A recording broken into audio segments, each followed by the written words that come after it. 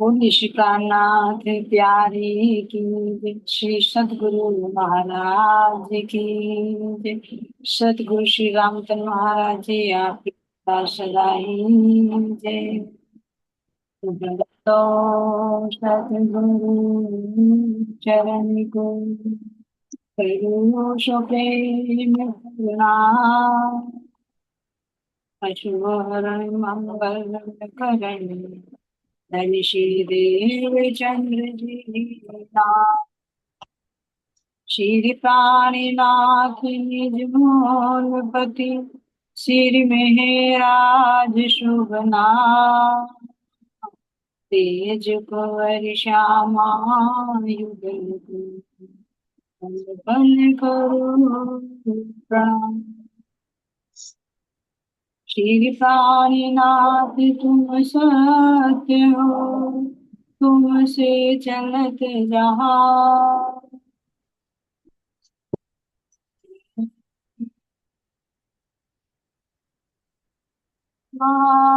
रही की राम।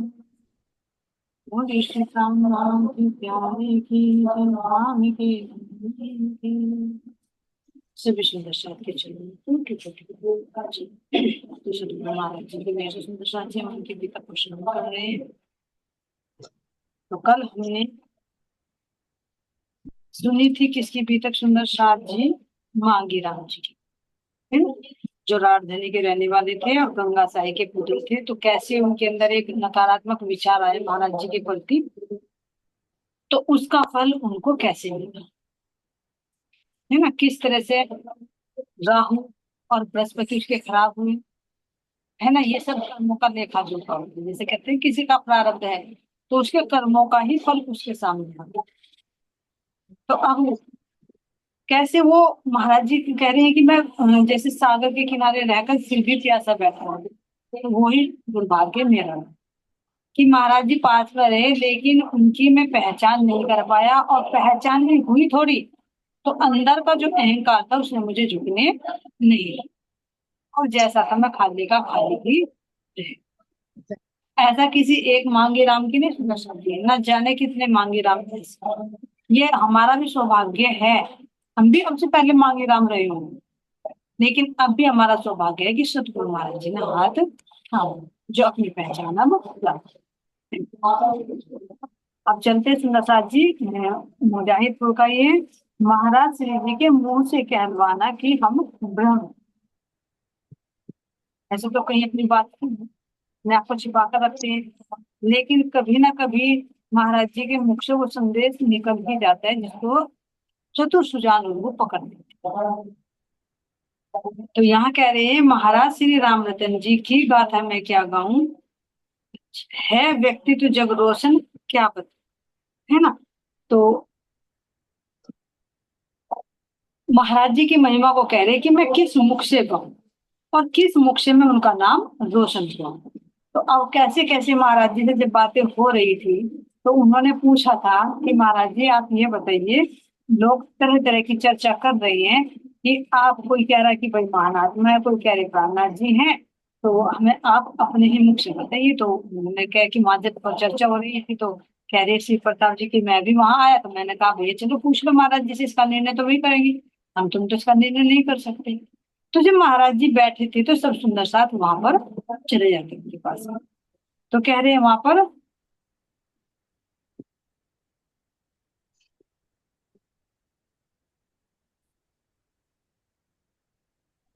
तो जब वे चले जाते हैं वहां पर सभी सुंदर साथ चले जाते हैं, तो कह रहे प्रताप जी की फिर उनके बाद मैं भी जाता हूँ महाराज जी से पूछते हैं कि महाराज जी आप उन्हें अपना परिचय दीजिए, कि ये सुंदर साथ तरह तरह की बातें बना रहे हो, जब आप बैठे हो तो तब तक आप निर्णय नहीं करोगे तो लोगों की समझ में नहीं आएगा। तो उन्होंने पूछा कि आप हमें ये बताइए कि जब आपने हमें बीतक दी थी, है ना, और आपने कहा था कि दादा गुरु तो पूर्ण ब्रह्म है,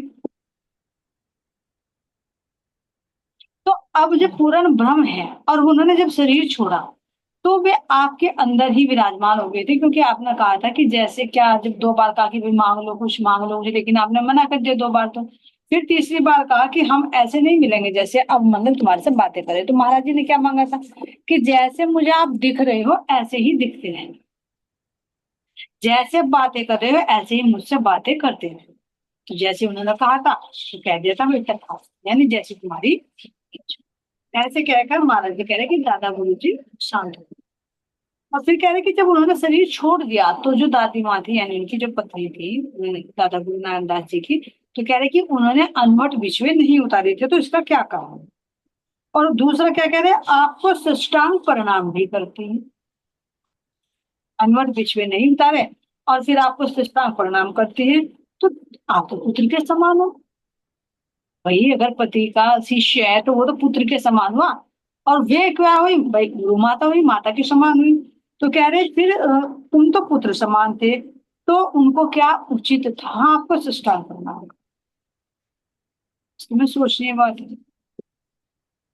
और फिर उन्होंने अनवट बिछवे क्यों नहीं उतारे जब दादा गुरु जी का शरीर छूट गया।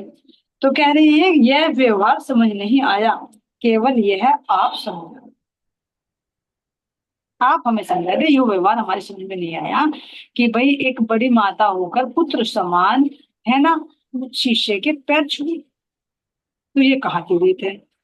महाराज जी ने कहा भाई ठीक है, वो छूती थी तो हमें महात्मा समझकर छू लेती थी। महाराज जी ने टाल दी बात। तब इन्होंने बोला प्रताप जी ने कि वे भी तो सतगुरु की पत्नी थी, वे अगर आपको महात्मा समझ रही थी तो वे भी तो सतगुरु की पत्नी थी, तो आपको भी तो प्रणाम करना चाहिए था उनको, आपने तो कभी नहीं किया। क्या कुछ वे कम आत्मा थी। और दूसरी बात देखे तो वे माता का दर्जा भी है उनका, उम्र में भी बड़ी है, और दर्जे से देखे तो भी बड़ी है। एक तो माता के समान है, एक आपसे ज्यादा उम्र में है, और दूसरी उनकी पत्नी है जो मतलब गुरु की पत्नी है, गुरु माता है। तो फिर ये जो अनुचित व्यवहार है ये कैसे हो। अब ऐसी गलती हो रही है तो पूछ रहे हैं कि अब आपको अनजान कहे या दादी को अनजान कहे जो ऐसे कार्य कर रही है उल्टे। क्या वे महा आत्मा नहीं थी, और क्या आपसे उनका दर्जा कम था। अगर उनके अंदर भी परम धाम का अंकुर था, नाम तो उनका नहीं आया कि भाई परम धाम का अंकुर था, होगी तो ये भी तो यहाँ पर वर्णन आ रहा है कि वे भी तो महान आत्मा थी, तो आपसे भी कम दर्जा नहीं है उनका। अगर संगी आत्मा समझे परम धाम की तो भी वे बराबर थी, वे भी महान आत्मा थी अगर आपको महात्मा समझकर वे पैर छू रही थी। मर्यादित संसार है यह, यहाँ बात नहीं बनेगी ऐसा। ये संसार जो है मर्यादित है, इसमें मर्यादा में रहना पड़ता है। ऐसी उल्टी रीति यहाँ पर नहीं चलती, अगर चलती है तो लोग प्रश्न उठाते हैं कि भाई इसका रीजन क्या है, इसके पीछे क्या राज छिपा हुआ है। तो वो कह रहे दादा गुरु जी उनसे महाराज जी से कि आप इस समस्या का निवारण कीजिए, क्योंकि लोग तरह तरह की धारणाएं कर रही हैं, तरह तरह की चर्चाएं कर रही हैं, तो जब तक आप इनका समाधान नहीं करोगे तो इसका समाधान होगा ही नहीं। अब यहाँ महाराज जी क्या बोल रहे हैं, बोले मरा न करती रूहें इनके होते हैं आवेश। महाराज जी ने जवाब दिया कि आप ये सोच रहे हो कि रूहें मरती है, तो रूहें नहीं मरती, तन है, तन ही तो पांच तत्व है, पांच तत्वों में विलीन हो जाए। जो अंदर में जीव है या चेतना है वो तो नहीं मरती, उस शूरता की तो बात ही क्या। जब जीव भी नहीं मरता तो फिर शूरता कहाँ से। तो इसीलिए महाराज जी कह रहे हैं कि रूहें नहीं मरा करती, इनके आवेश होते हैं। क्योंकि राजसी आवेश में कहे कि रूहों के जो आवेश होते हैं वो धनी का ही दिया हुआ आवेश होते हैं। श्री सुंदर बाई श्यामाजी अवतार धाम धनी ने आवेश देकर उनको भेजा कि आवेश राजी महाराज जी ही अपनी आत्माओं को आवेश देते हैं और वो ही जाकर बैठता है। क्यों, क्योंकि रूहें हैं क्या, राज जी के दिल की इच्छा ही तो है, खेल दिखाने के लिए उन्होंने जो धारण कर रखी।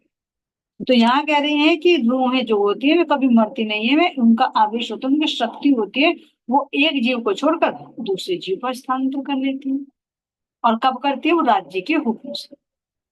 तो यहाँ कह रहे हैं कि अ, उठकर वही बैठ जाती है, करना हो जहां कार्य विशेष, जहां विशेष कार्य करना होता है वहां पर उठकर बैठ जाती है। जिस तन से कार्य संपूर्ण हो जाता है उस तन को बख्शिश मिल जाती है, जिस तन से जितना चाहा उतना ही काम लेकर उस तन को बख्शी मेहर, उस तन को मेहर बख्श देते हैं जिससे कार्य लिया जाए, उस जीव को भी मुक्ति मिल जाती है। और गुरु इस तन को छोड़कर फिर दूसरे तन पर बैठकर वो लीला कर रहे हैं। तो यहाँ कह रहे हैं तो यो कहो शतगुरु, तुम में थे साफ साफ क्यों नहीं कहते।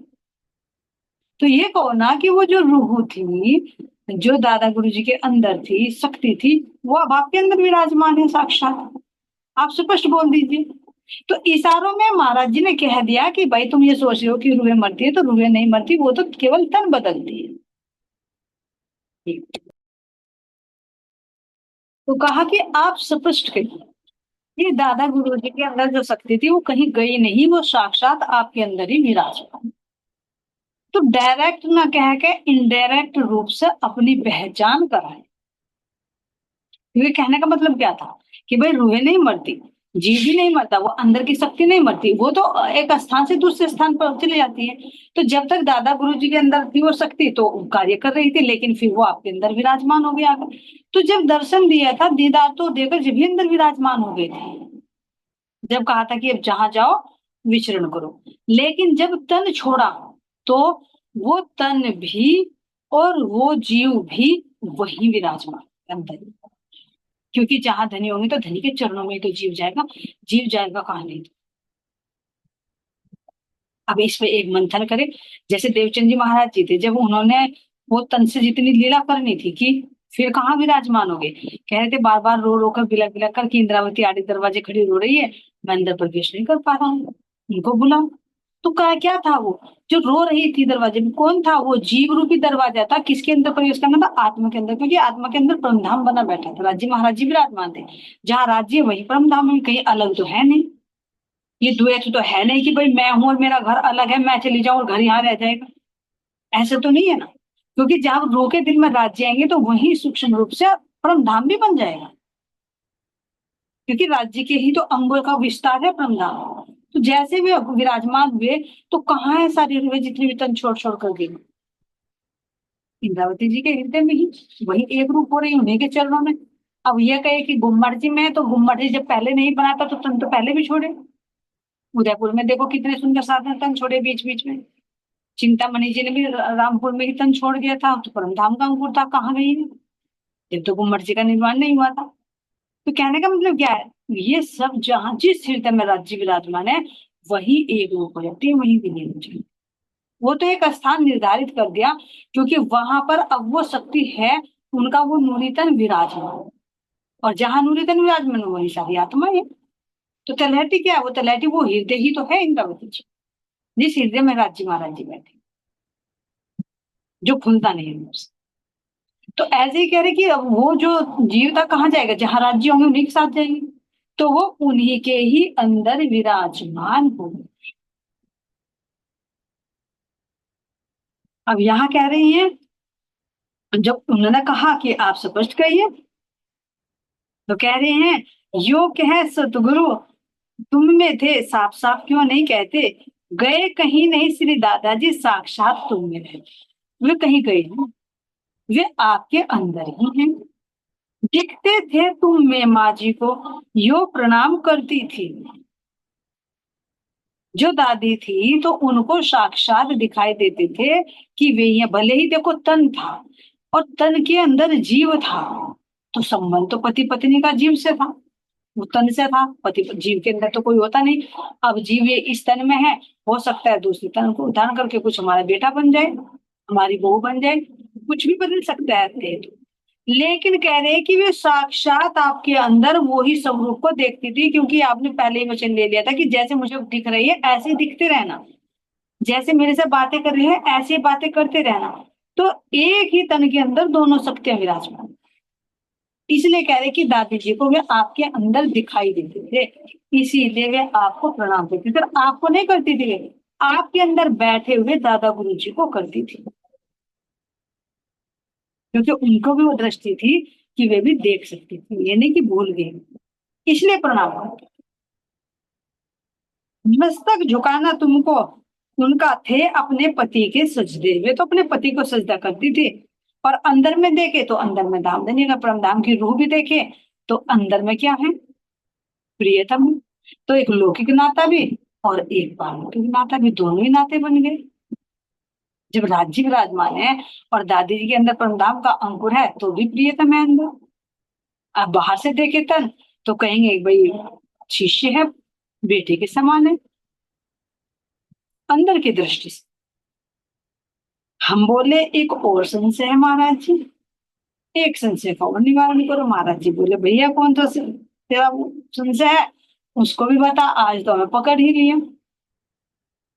तो क्या कहा कि आप जब सोनगिरी की बात हमें बता रहे थे, जो शमशानों में मंदिर बना हुआ था, जब वहां पर दादा गुरुजी ने आपको भेजा था, सोमेश्वर मंदिर, यूं कहे कि भूतनाथ के मंदिर, वहां पे भूतों का ही वास रहता था पीतल के गज पर, आपको वहां भेजा था और आप चले गए थे। तो वहां से 1.5 मील दूर पड़ता था सोनगिरी। फिर दादा गुरुजी आपके लिए फूल माला गजरे भोग लेकर जाते थे। फिर आपको वो फूल मालाओं पहनाकर गजरे लगा लगा कर सजाते थे, अपने हाथों से आपको भोजन कराते थे। तो ऐसा क्यों होता था, आपका श्रृंगार करते थे, ऐसा क्यों, इसका क्या कारण है? जब आप जाते थे तो ध्यान अवस्था में मिलते थे और वे आपको उठाकर सारा श्रृंगार करते थे। तो ये क्या सेवा नहीं है? वही नहलाना धुलाना, वस्त्र पहनाने, फूल माला पहनाने, गजरे लगाना, फिर भोजन खिलाना, अपने हाथों से बनाकर लेकर जाना, तो क्या है सेवा नहीं है? सेवा है। तो ये उल्टी रीत कहाँ से चली कि शिष्य ही गुरु की सेवा कर रहा है, गुरु ही शिष्य की सेवा कर रहा है? जबकि संसार में तो ये होता है कि शिष्य का कर्तव्य बनता है भाई गुरु की सेवा करे। यहाँ उल्टी रीति ये कैसे हुई, इसका भी हमें भेद बताओ। अब क्यों, अगर अंदर से देखे तो क्या कह रहे हैं, शिष्य गुरु सेवा करते न कि करते हैं गुरु शिष्य सेवा, उलट फेर यह किस प्रकार का अपनी समझ नहीं, हमारी समझ में नहीं आता उलट फेर क्या है ये। चाहे तो कर्म कांड में देख लो, चाहे धर्म कांड में देख लो, कहीं भी ऐसा वर्णन नहीं आता कि भाई शिष्य वो गुरु शिष्य की सेवा करता। इसके पीछे क्या है ये भी हमारे समझ में नहीं आया। जब तो हमने नहीं पूछा, जब आप अभी तक बता रहे थे सुना रहे थे, अब हम पूछ रहे हैं क्योंकि लोग तरह तरह की बातें बना रहे हैं। ये तो मर्यादा के बिल्कुल विपरीत है, और मर्यादा इससे भंग होती है तो ये तो हमें आश्चर्य में डालने वाली है। तो इसका आप हमें समाधान।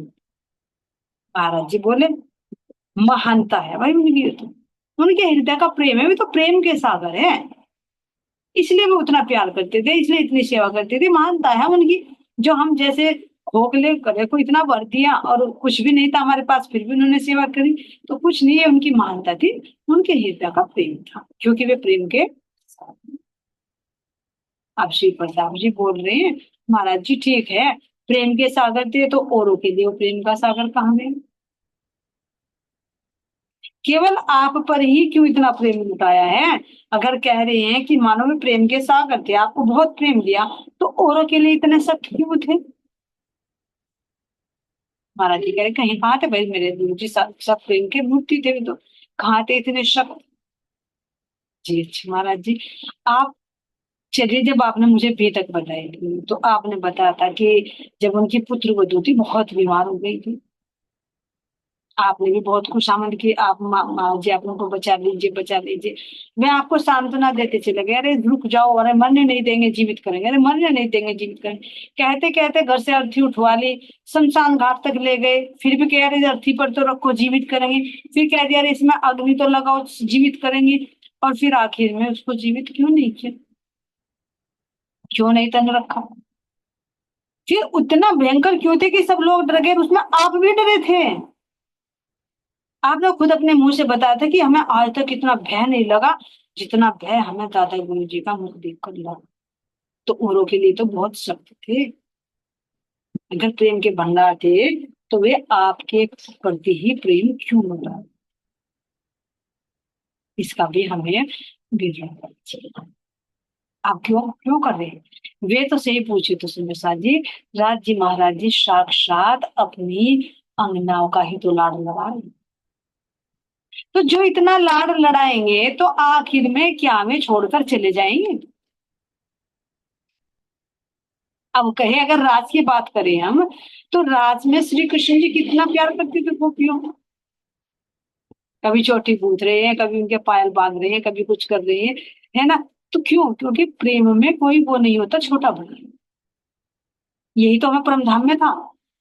यही रास्म करके दिखाता है। अभी तो हमें मैं हो गई, अरे ये तो हमारे प्रेम के वशीभूत हो गए, जैसे हम कह रहे ऐसे कर रहे हैं, तो ये तो बड़े दीवाने हो गए। तो वहीं देखा कि आ गए इनके अंदर, तो ये तो इनके अंदर परमधाम में भी था, लेकिन यहाँ आ गया तो वही अंदर ध्यान हो गया। तो प्रेम में कोई छोटा बड़ा नहीं होता, यही यहाँ पर दर्शाया है। तो धाम धनी अपनी रूहों को इतना लाड क्यों नहीं करेंगे? अब कह रहे हैं कि जिससे इतना लाड लड़ा रहे हो, तो फिर बताइए क्या वे अलग रह सकते हैं? ये वे तो साक्षात आपके हृदय में ही विराज, जो नहीं इतना लाड लड़ा रहे हो, तो क्या भला अलग से रह सकते हैं? फिर आपने मांगा भी था कि शरीर छोड़ने के बाद जैसे मुझे दिख रहे हो ऐसे दिखते रहो, जैसे बातें करते हो वैसे बातें करते रहे। तो यहाँ कह रहे हैं क्यों धोखा दे रहे हैं दुनिया को? क्या हमारा इम्तिहान ले रहे हो आप कि देखे पहचानते हैं नहीं पहचानते?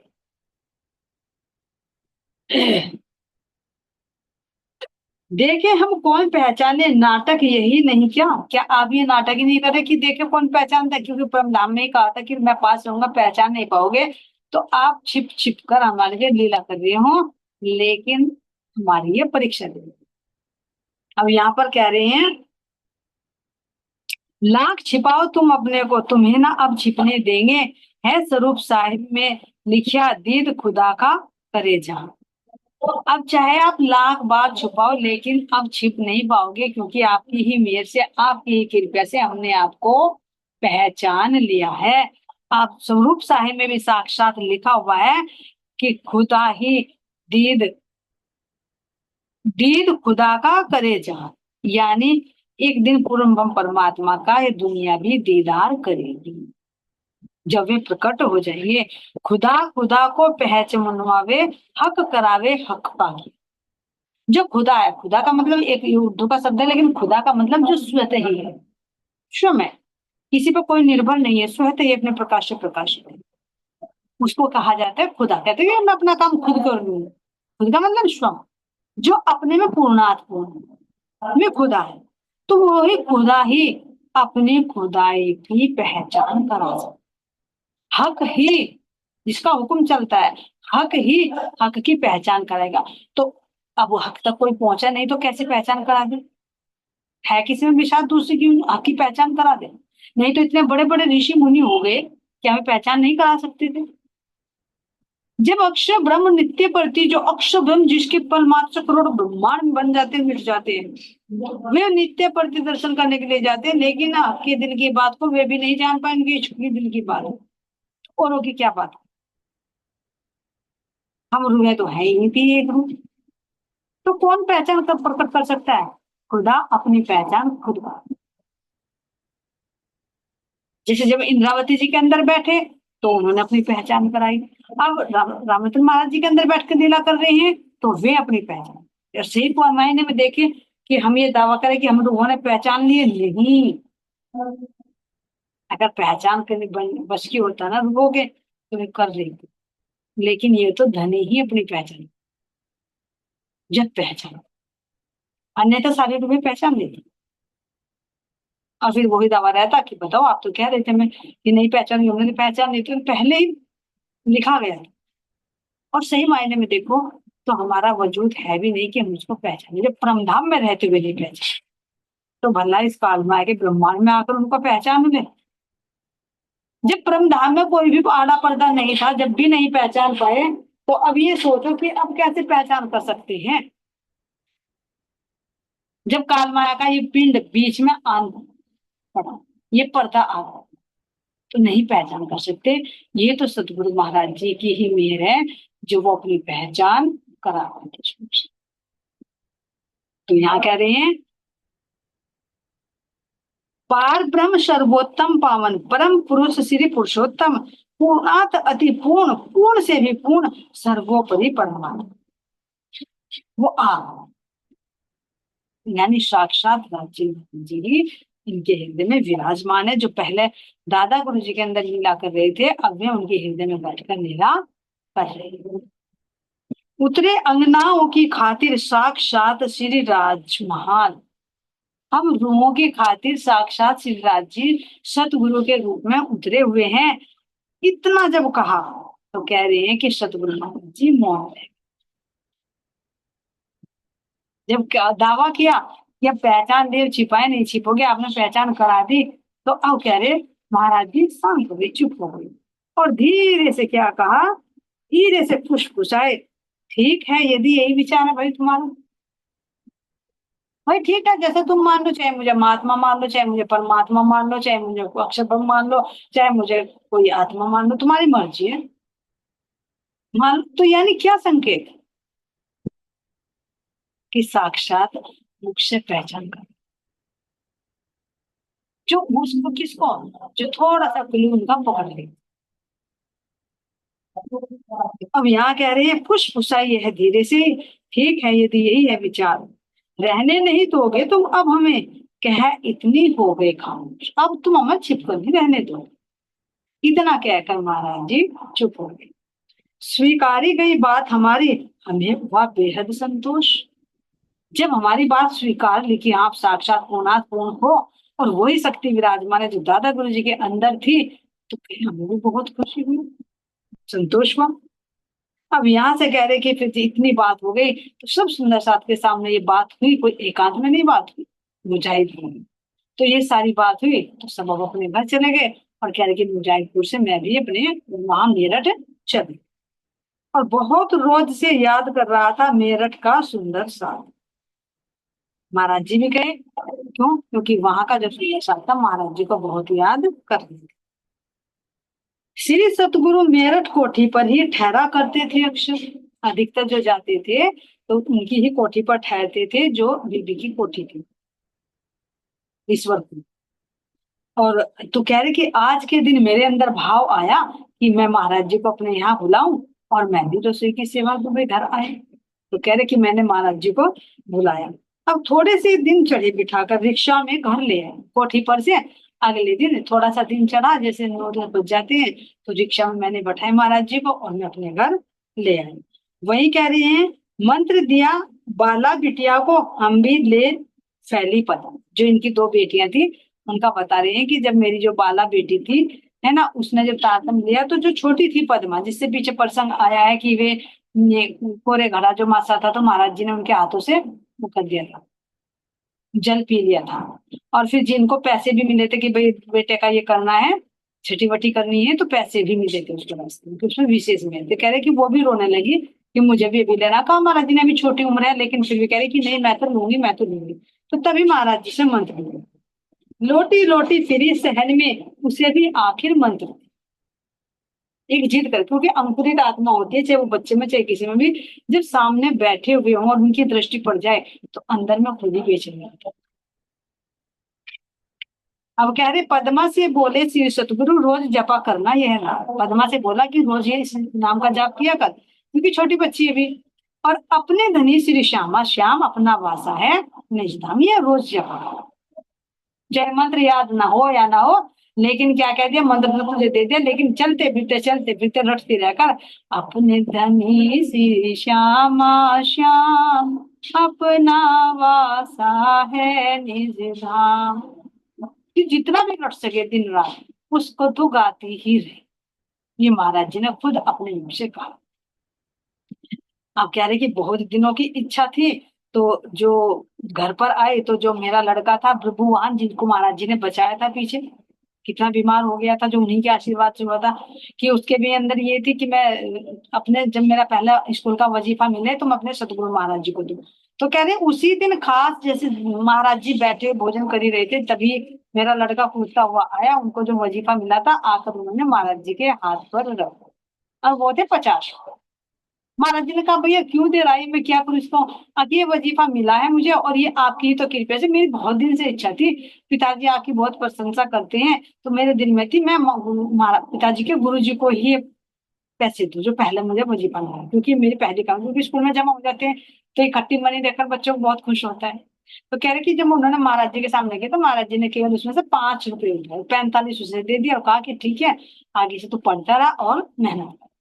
इस तरह से कह रहे कि वो मेरा सौभाग्य रहा कि महाराज जी घर पर आए, भोजन ग्रहण किया, और फिर यहाँ से आगे की चल, आगे के लिए चल रहे। तो ये मुजाहिदपुर की और मेरठ की घटना बताई कि जिसमें महाराज जी ने स्वयं ही डायरेक्ट कहे या इनडायरेक्ट कहे स्वीकार कर लिया कि हाँ वो ही शक्ति मेरे अंदर है, और इसमें कोई छिपाव भी नहीं है सुंदर सा। क्योंकि देखो जब उन्होंने पीछे प्रश्न किया था, जब सोनगिरी में कहा था कि भाई वो लड़का जीवित कर दिया, बता आप उसकी जगह कौन थी। कहा था मैं जाऊंगा, ये मैंने किया तो मैं जाऊंगा। तो मानो जी क्या कहते, तो ओढ़ ले तो कफन। और कफन के ओढ़ते ही जब साक्षात आंखें खुली तो क्या दिखाई दादा गुरु जी के रूप में, साक्षात राजी महाराज जी का। तो वो शक्ति तो जब ही अंदर विराजमान हो गई थी, लेकिन वो किसी को पता था किसी को नहीं पता था, क्योंकि जितनी बीतक पढ़ी जा रही उस समय तो बीतक नहीं लिखी गई थी, इतना नहीं प्रचार था। तो उस बात को फिर ये जाहिर करवा दिया दोबारा से, ताकि सुंदर साहब के सामने बात क्लियर हो जाए। क्योंकि कोई भी महापुरुष होते हैं ना, वो ना अपने गहरे रहस्य खोल देंगे हर एक के साथ। लेकिन जो थोड़ा सा होता है, कहते हैं तो कहावत है ना, थोता चना और बाजेगा, है ना। अधजल गगरी छलकत जाए। जो आधी गगरी भरी होती है वो छलकती जाती है, लेकिन जो पूरा भरा होता है वो छलकता है। तो इसी तरह से देखे तो महाराज जी अपनी गोपनीय बातें उजागर में छिपा कर, लेकिन इसका मतलब ये भी नहीं कि वह नशा को जगह थे। लेकिन संकेत वो दिला, ऐसे सतगुरु महाराज जी ने अपने मुखारविंद से अपनी पहचान करा दी कि हमें साक्षात